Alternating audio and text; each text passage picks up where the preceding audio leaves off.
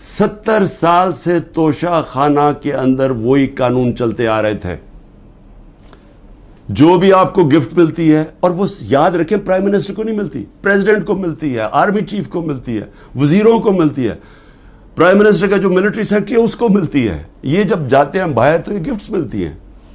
قانون سب کے لیے ایک ہے. جب سے 70 سال سے ایک ہی قانون ہے کہ وہ جا کے وہ فورن آفس میں آتی ہیں, وہ جا کے دیتے ہیں کیبنٹ سیکرٹری کو, کیبنٹ سیکرٹری آگے ایویلویشن کے لیے ایف بی آر کو بھیج دیتا ہے. ایک انڈیپینڈنٹ اپریزر ہے ہمارے, وہ نون لیگ کا اپوائنٹ کیا ہوا ہے, یہ اسیس کرتے ہیں اس کی قیمت کیا ہے. پھر وہ سب کے پاس پرائم منسٹر, وزیروں, جن کو بھی تحفہ, ان کے پاس آتے ہیں, جی یہ ہے اس کی قیمت اسیس, اگر آپ اس کو لینا چاہتے ہیں تو اتنی قیمت دیں اور یہ گفٹ آپ رکھ سکتے ہیں, اور اگر یہ نہیں لینا چاہتے تو یہ بھی سمجھ آئے وہ پھر آکشن ہوتی ہے, وہ جا کے کوئی بھی خرید سکتا ہے. یہ ہے قانون. میں سوال یہ پوچھنا چاہتا ہوں کہ چلیں میں تو یہ نیب کے کیس فیس کر رہا ہوں اور کروں گا, کہیں ملک سے باہر نہیں بھاگوں گا, یقین کریں سارے کیس فیس کروں گا, لیکن میں صرف سوال یہ پوچھتا ہوں کہ آپ کا ضمیر کوئی جاگتا نہیں ہے جب آپ کو پتہ چلا ہے کہ توشہ خانہ کے اندر چوری ہوئی ہے, اور چوری نیب کے اندر بھی پتہ ہے, وہ کیس نیب میں بھی پڑا ہوا تھا لیکن آپ نے بند کر دیا وہ. تو عوام کے لیے میں کیا بتانا چاہتا ہوں, وہ چوری کیا تھی. توشہ خانہ کا قانون ہے کہ گاڑی, جب بھی کوئی گاڑی گفٹ کرے, جو مجھے بھی ایک گاڑی گفٹ ہوئی تھی, آپ توشہ خانہ سے وہ نہیں لے سکتے. آپ اگر اس کی, ان کے زمانے میں, یہ بھی ان کے زمانے میں 20% دیتے تھے قیمت. مثلا اگر 10 روپے اس کی قیمت آتی ہے, یعنی ویلیو ہوتی ہے گفٹ کی, تو ان کے زمانے میں 20% دیتے تھے, 20 روپے دیتے تھے اور پھر لے لیتے تھے. ہم نے جا کے اس کو 50% کر دیا, یعنی اگر 10 روپے کا تحفہ ہے تو 5 روپے دیں گے اور پھر تحفہ لیں گے. ہم نے بڑھا دیا. تو ان کے زمانے میں 20% ہوتا تھا, اور پھر بھی گاڑی آپ نہیں لے سکتے تھے. اب میں صرف آپ کو یہ ذرا آپ کو پتہ ہونا چاہیے کہ یہ ہو کیا رہا ہے. دیکھیں نیب چیئرمین کو بھی میں ذرا سوچ رہا ہوں کہ ان کا ضمیر شاید جاگ جائے اس چیز پہ. نواز شریف مرسیڈیز سب سے مہنگی گاڑی ہوتی ہے, بی ایم ڈبلیو اور مرسیڈیز مہنگی ترین گاڑیاں ہیں. وہ گاڑی خریدتا ہے جو کہ اس کو اجازت ہی نہیں ہوتی, 6,36,000 روپے میں. سب سے مہنگی گاڑی مرسیڈیز 6,36,000 پہ لیتا ہے. پہلے تو کیا اس کی قیمت دیکھی, کوئی مرسیڈیز اتنی سستی آتی ہے, یعنی اس کی قیمت دیکھیں 42 لاکھ. کوئی مرسیڈیز پاکستان میں 42 لاکھ کی آتی ہے, تو اس نے صرف 6,36,000 دیا اس کا. تو پہلے تو چوری تھی کیونکہ آپ گاڑی نہیں نکال سکتے. پھر ذرا قیمت دیکھ لیں. میں اور بھی ویسے یہاں قیمتیں میں دیکھ رہا ہوں کہ میرے سے نیب والے پوچھ رہے تھے کہ جی آپ نے یہ بڑی آپ نے سستی چیزیں لی ہیں, مجھے تو پتہ ہی نہیں تھا. لیکن ذرا یہ میں ایسی میری نظر پڑ رہی تھی, ایک پرل کا نیکلس, وہ سوچیں صرف 27,000 دے کے لیا نواز شریف نے. پھر میں رولیکس گولڈ بریسلٹ اور رولیکس 1,10,000 روپے پہ لے کے لیا. ون رسٹ واچ, کارٹیئر کی رسٹ واچ, چھوٹی بھی نہیں, اور وتھ ڈائمنڈز, ہیرے لگے ہوئے اس کے اوپر. وہ جی بڑی مہنگی انہوں نے خریدی 40,000 روپے میں. تو کیا نیب کو یہ نہیں نظر آیا کہ نواز شریف نے چوری بھی کی, ایک گاڑی بھی, اور قیمتیں انہوں نے نہیں دیکھی. اس کے بعد زرداری صاحب دیکھ لیں, 3 گاڑیاں نکالی انہوں نے توشہ خانہ سے, 2 BMW, سب سے جو اس وقت کی مہنگی ترین BMW کی بھی قسمیں ہوتی ہیں 760U, اور بلٹ پروف, یعنی بلٹ پروف کی قیمت آپ سوچ لیں کہ اس کی قیمت کتنی تھی, 10 کروڑ روپے کی. تو وہ انہوں نے ایک BMW وہ نکالی, پھر ایک دوسرا ماڈل وہ بھی سیکیورٹی والی, 2 BMWs, اور پھر ایک ٹویوٹا لیکسس, یہ بھی بلٹ پروف. تو ان کے اوپر کوئی کوئی نیب کی انکوائری یا کوئی نہیں ہونا تھا. یعنی کیا طاقتور اگر آج بیٹھا ہوا تو اس کے لیے سارے معاف ہو جاتی ہیں چیزیں. اور یہاں آپ کہہ رہے ہیں کہ جی وہ جو انہوں نے سستی دکھا دی یا وہ مہنگی, تو جنہوں نے سستی دکھائی ہے وہ تو ابھی بھی بیٹھے ہوئے ہیں, پوچھیں ان سے. میں نیب چیف کو میں پھر سلام کرتا ہوں, آفتاب سلطان کو سلام اس لیے کرتا ہوں کہ ان سے جب کہا گیا یہ جو حرکتیں اب ہو رہی ہیں, انہوں نے کہا میں نہیں کرتا. اور میں نے سنا ہے, کیونکہ جب میں نیب جیل میں تھا تو ساروں نے اس کو اسٹینڈنگ اوویشن دیا جب وہ ریزائن کر کے جا رہا تھا, نیب کے لوگوں نے کہ اتنا کردار کا آدمی. لیکن یہاں ذرا تھوڑا ضمیر اس وقت میں جگانے کی کوشش کر رہا ہوں. موجودہ نیب کے چیئرمین, مجھے یہ بتائیں کہ شہباز شریف اور اس کے بیٹوں کی آپ نے انکوائری بند کر دی. 7 ارب روپے کی انکوائری آپ نے بند کر دی. 7 ارب روپے کی انکوائری بند کیا کی, جس کے اندر یہ بچ ہی نہیں سکتے تھے. کیا کیا انہوں نے؟ یہاں سے یہ پیسے بھیجتے تھے باہر, یہاں سے ہنڈی حوالے سے باہر پیسے بھیجتے تھے, چوری کا پیسہ.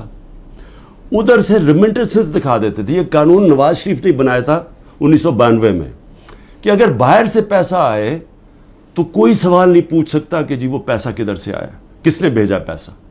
نو کوسچنز آسکڈ. یہ منی لانڈرنگ کے لیے خاص قانون بنایا تھا انہوں نے. حدیبہ پیپر مل کیا تھا؟ وہ پہلا, آج سے 20-24 سال پہلے وہ حدیبہ پیپر مل میں اسی طرح یہ کر رہے تھے کہ اس کے نام پہ پیسہ باہر بھیجتے تھے پہلے چوری کر کے, اور وہاں کوئی قاضی فیملی لندن میں بیٹھی, ان کے اکاؤنٹس میں پیسہ گیا. ادھر سے انہوں نے دکھایا کہ جی ہم نے ریمیٹنسز بھیجی ہیں, اور ریمیٹنس کا کوئی سوال ہی نہیں پوچھ سکتا تھا. جو باہر سے پیسہ آتا تھا سوال ہی نہیں پوچھ سکتا تھا. تو یہاں سے باہر پیسہ چوری کر کے بھجوایا, وہاں سے جس پیسے کی ضرورت تھی وہ انہوں نے ریمیٹنس کے نام پہ لے لیا, اور کوئی سوال نہیں پوچھتا. تو یہ جو شہباز شریف کا سارا پیسہ یہ جو آیا ہے, اس کا زیادہ تر پیسہ جو اس کی دولت میں اضافہ ہوا ہے, انہوں نے پوچھا نا نیب نے کہ جی اضافہ کدھر سے ہوا؟ جی ریمیٹنسز آئی ہیں. 90% انہوں نے دکھایا یہ جس طرح کہ جی وہ فلانے نے پیسہ بھیجا. جب انہوں نے چیک کیا وہ کون تھا, ایک کوئی پاپڑ والا تھا جو پاپڑ بیچتا تھا, اس نے کوئی کروڑوں روپیہ بھیج دیا ان کے اکاؤنٹس میں. پھر دوسرا ایک اور کوئی چینی والا, اس طرح کے لوگ تھے جو کبھی پاکستان سے بھی باہر گئے, ان کے پاسپورٹ پکڑے, ان کے نام پہ پیسے بھرے. یہ اوپن اینڈ شٹ کیس تھا.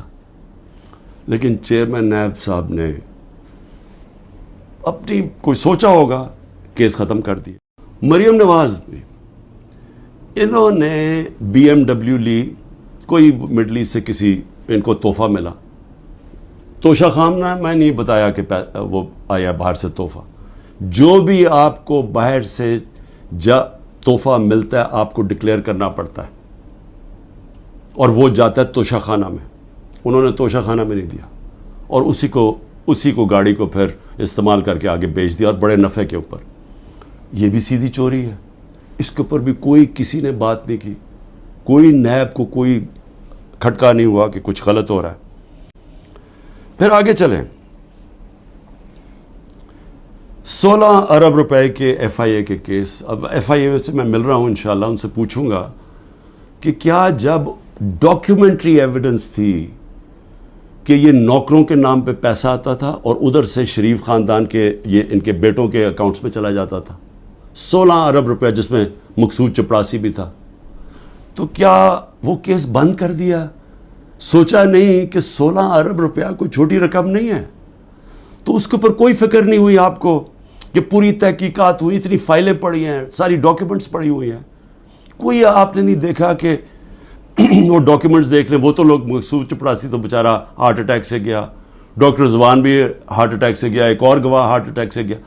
تو کوئی فکر نہیں ہے کہ ڈاکیومنٹس بھی پڑی ہوئی ہیں, ان کے اوپر FIA کو انویسٹیگیٹ کرے. نہیں, کیونکہ یہ آپ قانون کے اوپر ہیں لوگ, ان کو یہ چوری بھی کریں سب کچھ معاف ہے. پھر آگے چلیں. سارا زور لگا ہوا ہے کہ جی کسی نہ کسی طرح عمران خان اور تحریک انصاف کو ختم کرنا ہے. اور ہو کیا رہا ہے کہ مظلوم ہم, یعنی سائفر کے اندر گورنمنٹ میری جاتی ہے اور کیس ہی میرے پر ہو جاتا ہے. 9 مئی کو سپریم کورٹ کہتا ہے کہ غیر آئینی اور غیر قانونی طور پہ مجھے ایک مجرم کی طرح اٹھایا گیا، لیکن میرے اوپر 30 کیس ہو جاتے ہیں۔ اس کے علاوہ جن لوگوں کو گولیاں ماری سیدھی سیدھی لوگوں کو گولیاں ماری، نہتے لوگوں کو، پروٹیسٹرز کو، انہی کے اوپر کیس کر دیا، ان کو سیدھی گولیاں ماری، ان کے گھروں میں پہنچ گئے کہ تم نے اگر FIR رجسٹر کی تو ہم تمہیں یہ کر دیں گے۔ وہی جو ضلع شاہ کے گھر پہنچ گئے، جب اس کو قتل کیا گیا تو پولیس کسٹڈی میں اس کو قتل کیا گیا، میرے اوپر 302 قتل کا پرچہ کر دیا، اور پھر اس کے ماں باپ کے پاس پہنچ گئے کہ آپ نے دیکھیں اس کی بات نہیں کرنی، اور ان کو چپ کرا دیا۔ تو پہلے لوگوں کے اوپر ظلم کرتے ہیں، پھر انہی کے اوپر کیسز کر دیتے ہیں۔ جو ایک لڑکا بیچارہ شہید ہوا، وہ بھی پروٹیسٹر تھا، پیسفل، پرامن، اس کو گولی ماری، شہید ہو گیا۔ اس کے قتل کا کیس اعجاز چودھری اور میاں محمود رشید کے اوپر ڈال دیا۔ وہ کہتا ہے کہ حاکمیت اللہ کی ہے، اور اللہ کے بعد جو عوام کے منتخب کیے ہوئے نمائندے ہیں ان کی ہے۔ کوئی کانٹا نہیں ڈال سکتا کسی کے اوپر عوام کے علاوہ، اور یہ جو کانٹا ڈالنے کی کوشش ہے یہ اتنا نقصان پہنچا رہی ہے پاکستان کو، ہماری جمہوریت کو، ہماری آزادی کو، ہماری اخلاقیات کو، ہمارے اداروں کو، ہمارے انصاف کے نظام کو، ہمارا ساری دنیا میں جو امیج ہے وہ اتنا نقصان پہنچا رہی ہیں، اور ہماری جو معیشت ہے جدھر وہ پہنچ گئی آج اور جدھر جا رہی ہے۔ تو میری صرف ریکویسٹ یہ ہے اپنی قوم کو کہ دیکھیں، میں اگر جیل میں بھی جاتا ہوں نا، آپ نے جد و جہد کرتے رہنا، اور میں ہمیشہ 27 سال سے کہتا ہوں پرامن جد و جہد، لیکن یہ آپ کے لیے اتنا ضروری ہے کیونکہ یہ جو ساری سٹرگل کر رہا ہوں اپنی ذات کے لیے نہیں کر رہا۔ اگر ذات کے لیے کر رہا ہوتا تو میں بڑی پہلے چھوڑ چکا ہوتا۔ کون اپنی زندگی کو داؤ پہ لگاتا ہے؟ کون کسی کے اوپر 2 دفعہ قاتلانہ حملے ہوتے ہیں اور وہ پھر بھی لگا رہتا ہے؟ یا جیل کے اوپر سارے اکٹھے ہوئے ہوئے جس آدمی کے اگینسٹ، وہ کیوں کھڑا ہے؟ کیونکہ میں اس کو سیاست نہیں سمجھا، اس کو عبادت سمجھتا ہوں۔ ساری دنیا کی تاریخ میں آزادی کے لیے اپنی لوگوں نے جد و جہد کی، اپنی جانیں قربان کی ہیں۔ میں اپنی قوم کو بھی کہہ رہا ہوں کہ اس میں آپ کا مستقبل ہے، آپ کی حقیقی آزادی میں۔ یہ جو نظام اگر یہ چلتا رہا، پاکستان چھوڑیں، کسی ملک کا کوئی مستقبل نہیں ہے۔ پاکستان زندہ باد۔